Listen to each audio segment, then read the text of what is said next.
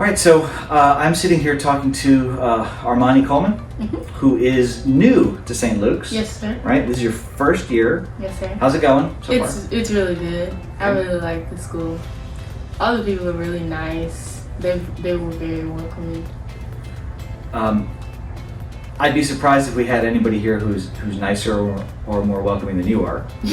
So I'm sure you know nice when you see it, because listen, you made such a positive impression on me when I interviewed you this summer, and I would have been so disappointed if when I just asked you that question, how's it going, if you said, not really so good, because I was so excited to have you here at my school. And all the things that I've seen you be involved with so far, you've met and exceeded every expectation that I've had. So glad that it's going well for you.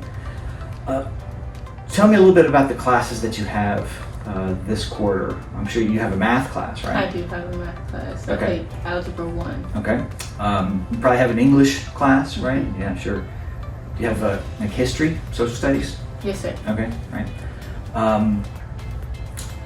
Probably have science too, right? Yes, sir. Oh, yeah, sure. What's the science class? It's a physical science. Physical science, okay.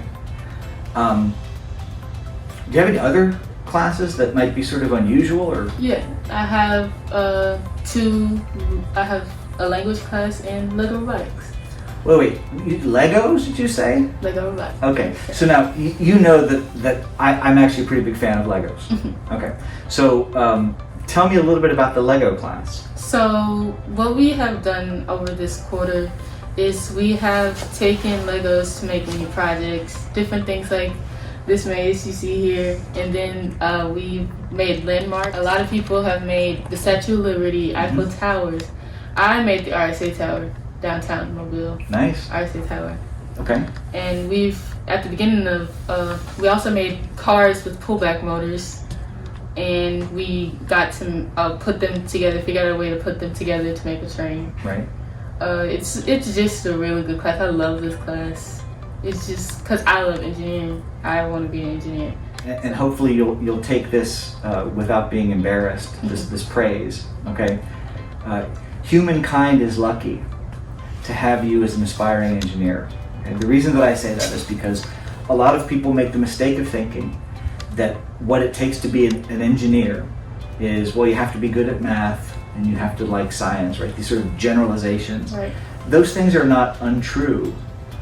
But to really be effective as an engineer, there's other things that you have to have as well, and not all engineers have it, right? You have to be able to collaborate with other people. Right. You have to have creativity and sort of a flexibility when it comes to problem solving. You have those things. You are so good at working with a group, at being part of a team. You can do it by yourself, but you make a group even better. And so there are big problems in the world that are going to get solved because you're a part of solving them, and that's really sort of exciting to me. Thank you. Is that embarrassing to hear that? Not really. Good. It shouldn't be. It shouldn't be embarrassing. Because you know I'm right, don't you? Yeah. So now I know a bit about the Lego class because I've kind of been involved with it. You know, the thought behind it was really to give students a chance to explore what it means to be creative within a particular context, right? Very early on, I think I talked with you guys about what I referred to as the constraint of the form. That it's easy to imagine how you could solve some problem if you only had a Lego that looked a particular way, Right. but you don't have that Lego, right? Right. And so these are the Legos you do have, and how do you figure out, how do we address this problem with what we do have? That's a kind of engineering in a way. It's a mode of problem solving that Legos makes it easy to sort of attack that. Had you used Legos before this class? I have. With me and my friends at my old schools, I used to go over to one of my friends' houses every summer, I guess, and she used to play with Legos all the time. And when I would go over there, I would love to play with the Legos with her.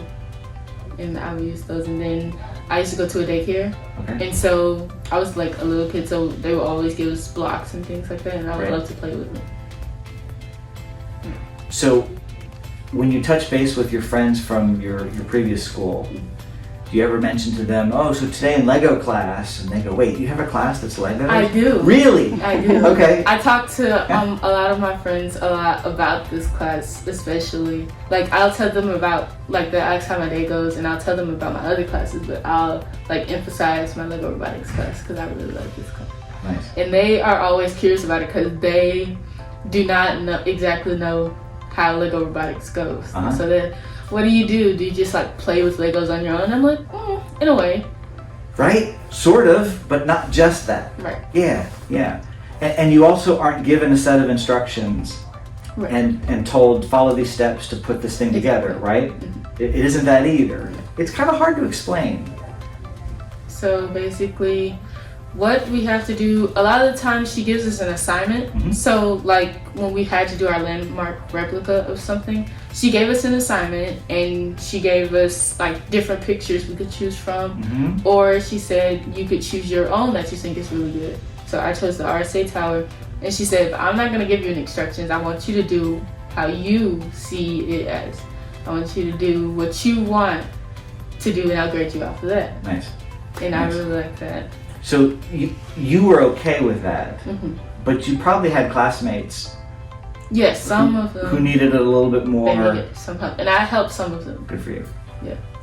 Because actually Jeffrey, he was planning on doing the Taj Mahal, Mm-hmm. but he saw that he didn't have like the right colored pieces or maybe enough pieces to do the Taj Mahal. So I was like, well, maybe you could do different colors and things like that. He was like, I don't know. So I started helping him with it, and then she actually said, well, let's try to see if do you want to do something easier. He was like, yeah, let's do something easier.